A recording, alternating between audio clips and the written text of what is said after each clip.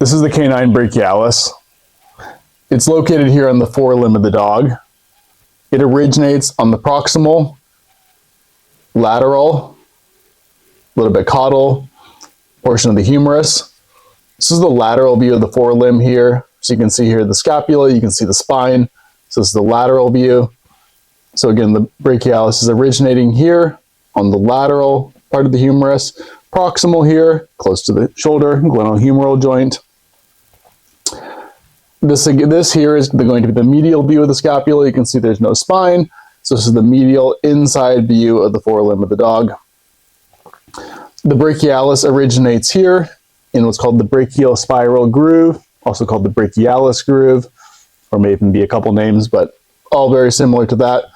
The brachialis originates in it, and it descends, it moves cranially as it descends down the humerus. So the brachial spiral groove moves from caudal to cranial on the lateral side of the humerus, and the brachialis follows that groove. The radial nerve is also in this groove here as well. As the brachialis moves down the humerus, it actually is going to cross from the lateral side of the humerus to the medial side of the humerus as it crosses the elbow here. So you can see here on the medial view of the forelimb, the brachialis is coming down and it's moving medially to the medial side of the forelimb, and as it crosses the elbow joint here, where it inserts into the radial and ulnar tuberosities. It combines actually with the biceps brachii tendon as it inserts into the radial tuberosity here. And into the ulnar tuberosity, it's going to be inserting just a little bit inside of the biceps brachii tendon of insertion on the ulnar tuberosity as well. Here on the lateral side, the majority of the muscle is going to be covered by the lateral head of the triceps, which we'll cover in another video at some point. So the brachialis here is going to be crossing the elbow joint on the cranial side of the elbow. So that indicates to us that it's probably going to have an action on the elbow joint because it crosses the elbow joint. Because it's on the cranial side, it's probably going to be an elbow flexor, as opposed to if it was here on the caudal side, it would be likely to be an elbow extender. So the brachialis is an elbow flexor. It's one of three elbow flexors that primarily work in the dog. One is the brachialis, another is the biceps brachia, which we talked about previously in another video, and another is the extensor carpi radialis that we'll talk about at some point. So unlike the biceps, which is active primarily during the stance phase for the dog, acting as a shoulder stabilizer, the brachialis is mostly active during the swing phase. So it's working to protract the limb forward during the swing phase.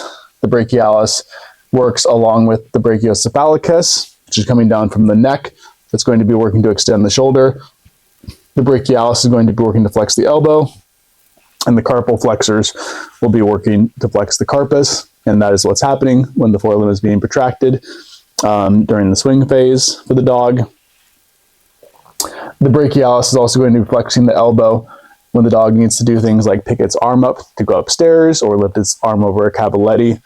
The higher the arm needs to be raised, the harder the brachialis needs to work, the more work it needs to do. Like the biceps brachii and the coracobrachialis, the brachialis is innervated by the musculocutaneous nerve. Similar to the biceps brachii, the brachialis is about 47% type 1 muscle fibers.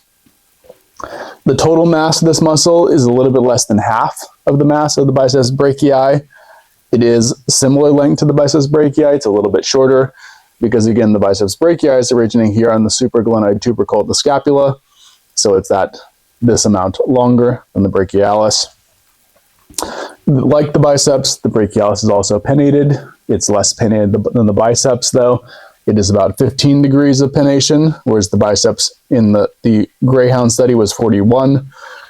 So the brachialis is still pretty pennated, but it's quite a bit less than the biceps, which is a pretty severe pennation angle. So because of all these factors, the brachialis does produce less force than the biceps, but it does do more work because it's producing a lot of movement. The word brachial in Latin means arm. So the brachialis is named after the arm where it's located. I don't know why this muscle got the distinction of being named after the arm when there are a lot of other arm muscles in the dog, but it did. Brachialis tendon insertion injuries here can definitely occur in racing dogs, though it's not super common, and the outcome is usually pretty favorable post-treatment. The tone of the brachialis muscle, along with the tone of the biceps brachii, which are going to be coming down here, may play an important role in medial coronoid fractures or medial coronoid fragments, though that is somewhat debated, and that's something we'll explore in a future video. Before we go, let's take a quick look at the anatomy model here. We have the forelimb of the dog, and we will get it situated here. So here we have the lateral view of the humerus, and we have here on the proximal humerus in the brachial spiral groove, we have where the brachialis is originating here, again on the lateral side of the humerus.